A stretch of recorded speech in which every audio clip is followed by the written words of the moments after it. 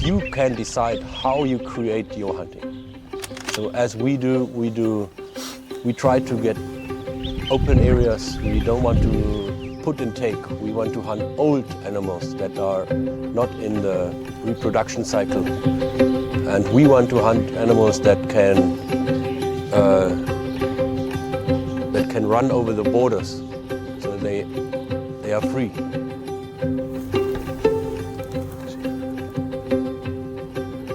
And that always gives you the reminder, why do we hunt? Hunting is not only conservation, hunting is in ourselves, it's in our nature. And if people ask you, why do you hunt animals? I think one must just go on these rock paintings, look at them. Why did they hunt?